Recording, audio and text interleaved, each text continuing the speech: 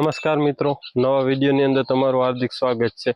આજે આપણે વાત કરવાના કે જે આપણે અત્યારે ચોમાસું પાક વવાય છે, જેની અંદર અડદ, મગ, તુવેરદાર, જે કપાસ છે, પછી મગફળી છે અને ઘણા જે બીજા અન્ય પાકો છે એ વવાય છે। અને આ વર્ષે જે આપણે વરસાદ વધારે પડવાને કારણે મગફળીની અંદર બે સમસ્યા છે, જે મોટામાં મોટી, અને જે ખેડૂતોએ જે મગફળી અત્યાર સુધી જે મહેનત કરી હોય અને આ સમસ્યા આવે એટલે જે એમ કહેવાય છે કે સાવ નુકસાન બહુ વધારે કરી દે છે આ સમસ્યા જે આપણે મગફળીની અંદર આવે છે। તો કઈ સમસ્યા છે અને આપણે જૈવિકનો ઉપાય છે કે જે તમે ઓછા ખર્ચે અને સારું રિઝલ્ટ મળે છે। અત્યારે જે કેમિકલ વાળું આવે એમાં રિઝલ્ટ મળે પણ બગાડ પણ સામે એવો જ થાય છે, જે જમીનની અંદર આપણે કે જમીનને પાછી કડક કરી દઈએ। તો આપણે જૈવિક જે ઉપાય છે એના વિશે વાત કરવાની છે। તો મિત્રો, મગફળીની અંદર આપણે જે બે સમસ્યા છે એમાં પહેલી સમસ્યા એ છે કે જે આપણે ડેડવા છે એમાં કાળા કાળા ટપકા પડી જાય છે, જે તમે ફોટોમાં સ્ક્રીન પર જોઈ શકો છો કે આ રીતના। અને અન્ય જે બીજું ઉધી જેવું હોય એ રીતના આપણે લાગે, અને મૂંડા છે એ પણ ખાય છે મગફળીના ડેડવા। અને બીજી જે સમસ્યા છે કે જે મેન જે આપણે અગાઉ 2-3 વર્ષ પહેલાં હતી પણ હમણાં 2-3 વર્ષ વચ્ચે નહોતું, જે આપણે કહીએ છીએ કે જે ગેરુટીકા કહેવામાં આવે છે।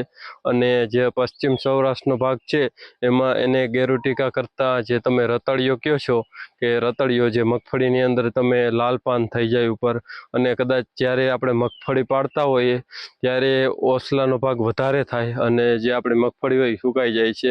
પણ જો રતળિયો જે આપણે ગેરુટીકા કહીએ છીએ એમાં કદાચ ધ્યાન ના રાખે તો એ મગફળી બધી વીણવાની જ રહીએ, અને ભરાઈ ગયેલ હોય તો પણ એમાં જે આ ફંગસ જેવું હોય જે ગેરુટીકાના હિસાબે, એટલે મગફળી ફેલ થઈ જાય છે। તો આપણે આવો જૈવિક એક જ ઉપાય છે કે આપણે એમાં સારું રિઝલ્ટ મળી શકે। અને મિત્રો, જે અત્યારે આપણે રિઝલ્ટ કહી શકીએ, ગમે એ કદાચ તમે કેમિકલ પણ છાંટશો કે ગમે એવી દવા હશે, એમાં 100% રિઝલ્ટ ના મળે। જે આપણે મોંઘા ખર્ચા કરે અને રિઝલ્ટ ના મળે તો આપણું ગાંઠકનું જે પાક હોય એમાંય નુકસાન અને દવાના ખર્ચ ચડી જાય। પણ આપણે જૈવિક જે ખેતી કરતા હોય, ઓર્ગેનિક ખેતી, એના માટેનું જ આ બેસ્ટ છે કે આપણે કઈ રીતના આને બચાવવી। તો સૌથી પહેલાં આપણે જે ગાય માતાનું ગૌમૂત્ર હોય એ લેવાનું છે, પંપ દીઠ 1/2 લીટર, એટલે 500 ml, એક પંપે 500 ml ગાય માતાનું ગૌમૂત્ર। અને ત્યારબાદ આપણે 2 મહિના જે છાશ હોય, છાશ લેવાની છે કે જે 2 મહિના જૂની અને 9 મહિના પછીની ના હોવી જોઈએ, ખાસ યાદ રાખજો, નકર કદાચ રિઝલ્ટ તમને ના મળે। 2 મહિના જૂની અને 9 મહિના જે છાશ છે એ 9 મહિના, 10 મહિનાની નહીં હાલે, 8 મહિનાની હાલે, એ રીતના યાદ રાખવાનું। અને આ 500 ml લેવાની છે, 1/2 લીટર જે છાશ, અને એક પંપની અંદર આ બે મિક્સ કરી અને તમારે સ્પ્રે કરવાનો। જે એમાં રતળિયો છે એમાં તમને 100% રિઝલ્ટ મળે। પણ આ સાવ જે કહે છે કે જે આપણે કેમિકલવાળી દવા છાંટતા હોય 100% નહીં, પણ ખાસ કરીને જે રતળિયો જે વિસ્તારમાં જે મગફળીનો એરિયો છે એમાં આવી ગયો એમાં જ રહેશે, પણ આગળ વધવા નહીં દે। કેમ કે આ કોઈ કેમિકલ કદાચ તમે છાંટતા હો તો એ પણ જે આવી ગયું તો આવી જ ગયું છે, જે ડેડવા છે એ કાળા પડી ગયા, ટપકા પડી ગયા, પણ આગળ વધશે નહીં।